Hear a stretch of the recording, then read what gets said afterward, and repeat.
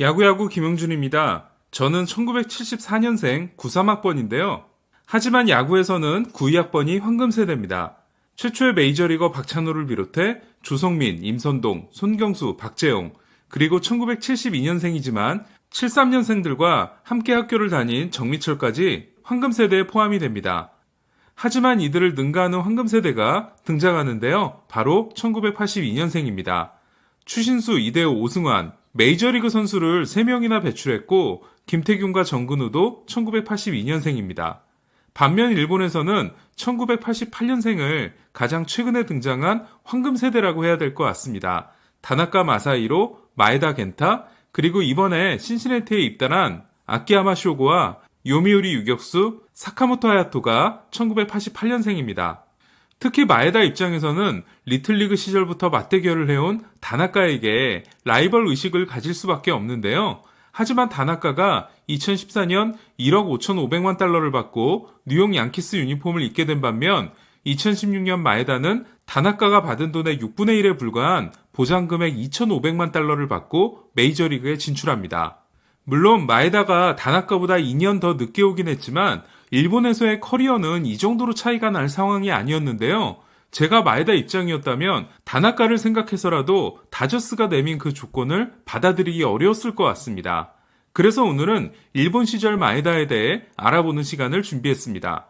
오사카 출신인 마에다는 오사카에 위치한 일본 최고의 야구 명문 피에라곤 출신인데요. 기와하라 가즈히로로 유명한 피에라곤은 마치히 가즈오, 후쿠도메 고스케, 마에다 겐타 3명의 메이저리거를 배출하게 됩니다.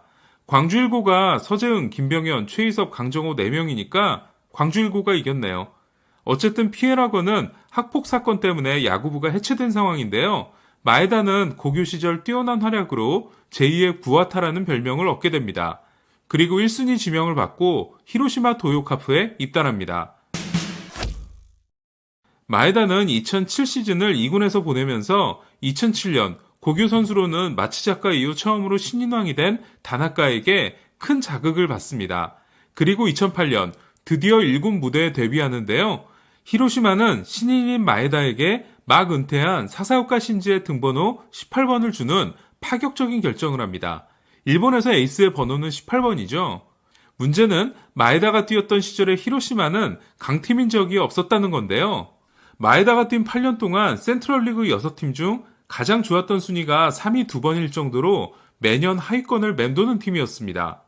이에 마에다도 류현진 선수 못지않게 정신력을 강화하고 메이저리그에 오게 됩니다. 마에다는 만 21세 시즌이자 풀타임 첫 시즌이었던 2009년 29경기에서 22번의 퀄리티 스타트를 기록했지만 8승 14패 3.36에 그치는데요. 9이닝당 득점 지원이 3.28점으로 리그 꼴찌였기 때문이었습니다. 그러니까 류현진 선수가 지독한 2012년 후 메이저리그에 진출했다면 마에다는 일본에서의 시작이 류현진 선수의 한국에서의 마지막과 같았습니다. 2009년 마에다는 1, 2, 3위 팀들인 요미우리, 주니치, 야쿠르트와의 경기에서 모두 2점대 평균자 측점을 기록하고도 4승 9패에 그칩니다. 마에다가 라이벌로 생각하는 선수가 다나카라면 가장 존경하는 투수는 다르비슈인데요. 마에다는 2010년 5월 15일 당시 일본 최고의 에이스였던 다르비슈와의 교류전 맞대결에서 눈부신 명승부를 만들어냅니다. 다르비슈가 8이닝 무실점으로 물러난 경기에서 마에다는 9회까지 무실점으로 막았고 히로시마가 9회 말 끝내기 안타를 날림으로써 마에다가 1대0 완봉승을 챙기게 됩니다. 마에다는 2011년에 뇌전근 부상을 참은 채로 던졌던 적이 있는데요. 이때 아무에게도 이야기를 하지 않았다고 합니다. 그런데 마에다가 던지는 걸 본 다르비슈에게서 연락이 와서 깜짝 놀랐었다고 합니다. 어쨌든 다르비슈가 프로 입단 후 웨이트 트레이닝에 심취하는 것처럼 마에다도 다르비슈의 영향을 받아 웨이트 트레이닝을 열심히 하기 시작합니다. 그리고 그 결과 2010년 센트럴리그 역대 최연소 트리플 크라운을 달성합니다.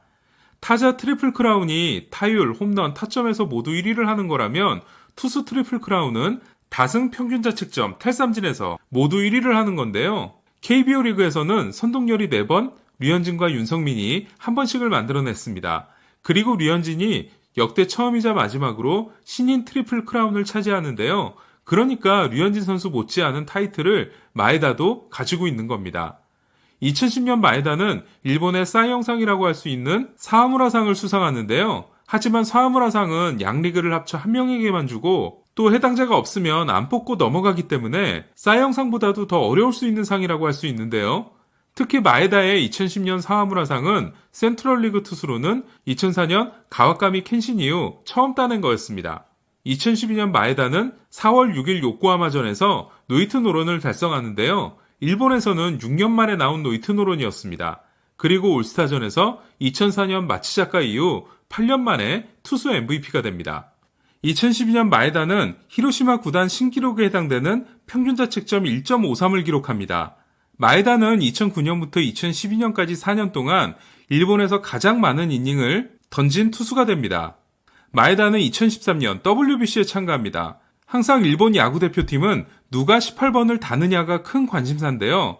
일본 대표팀의 18번은 마에다가 아니라 다나카가 가져가게 됩니다. 하지만 마에다는 15이닝 18K 1실점을 기록하고 대회 최고 투수상을 수상합니다. 반면 메이저리그의 스포트라이트를 독점하고 있었던 다나카의 활약은 그다지 뛰어나지 않았습니다.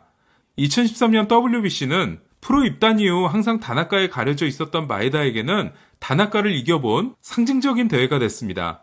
2014년 부상의 불운까지 겹친 마에다는 27경기에서 11승 9패 2.60에 그치는데요. 하지만 시즌 후 센트럴리그 역사상 최연소 3억엔 투수가 됩니다. 그리고 2015년 두 번째 사하무라상을 따냅니다.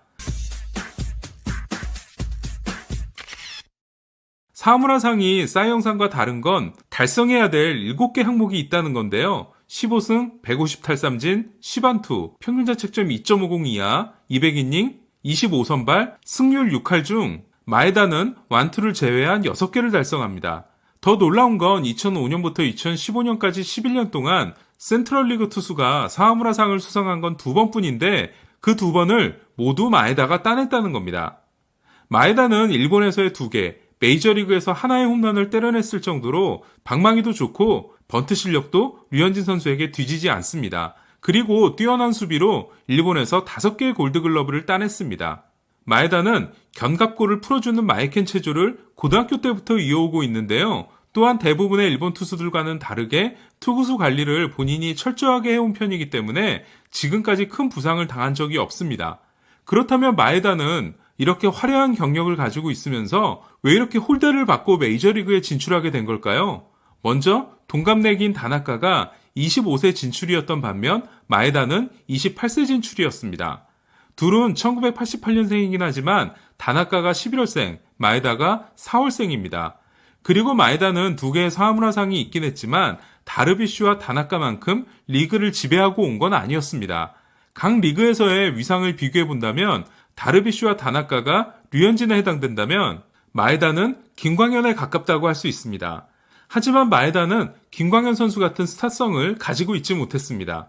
마에다가 일본에서 인기가 얼마나 없는 편이냐면 지난해 야후재팬 메이저리그 영상 조회수 탑100을 봤을 때 오타니 영상이 39개, 다나카가 13개, 다르비슈가 6개, 기쿠치가 6개였던 반면 마에다는 2개로 애리조나 불펜 투수인 히라노와 같았습니다. 탑100에는 류현진 선수의 영상도 하나 들어있습니다. 또한 메이저리그 진출 직전 시즌의 마에다는 슬라이더의 비중이 38%였고 슬라이더 삼진의 비중도 60%에 달했는데요. 다나카가 메이저리그에 오기 전부터 스플리터와 함께 슬라이더도 결정구였던 반면 마에다는 슬라이더 몰빵이라는 게 불안 요인으로 제기됐습니다. 그리고 마에다는 한때 일본의 매덕스라는 별명이 있었을 정도로 구위보다는 제구로 승부하는 투수였습니다. 그러니까 메이저리그는 슬라이더 의존도가 지나치게 높은 작은 사이즈의 제구력 투수로 마에다를 생각했던 겁니다. 다저스에서 선발과 불펜을 오갔던 지난 2년간 마에다는 스플릿 체인지업이 슬라이더급 구종으로 발전하게 되는데요.